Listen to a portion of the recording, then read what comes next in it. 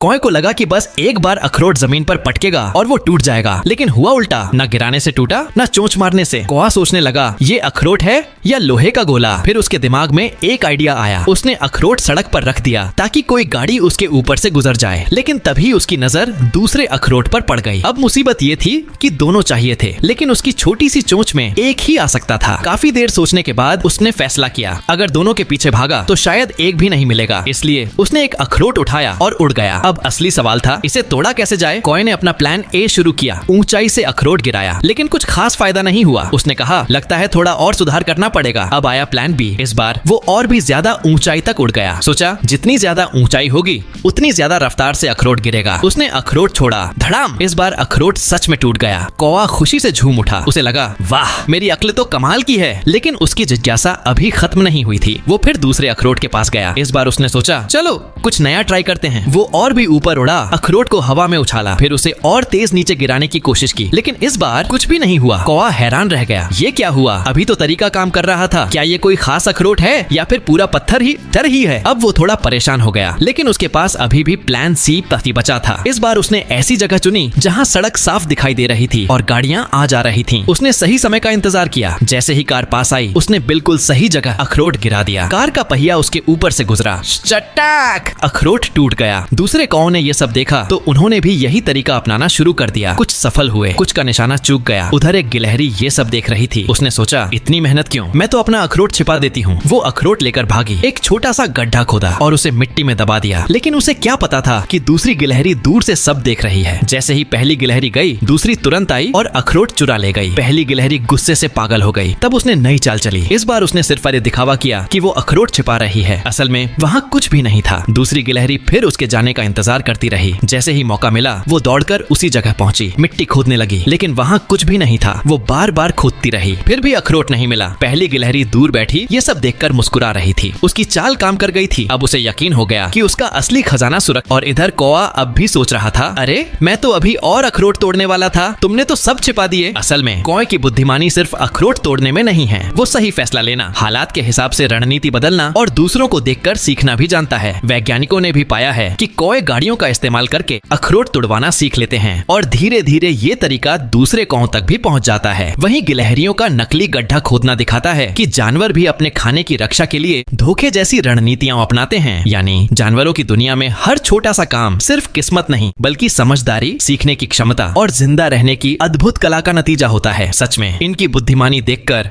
हैरानी होना तो बनता है।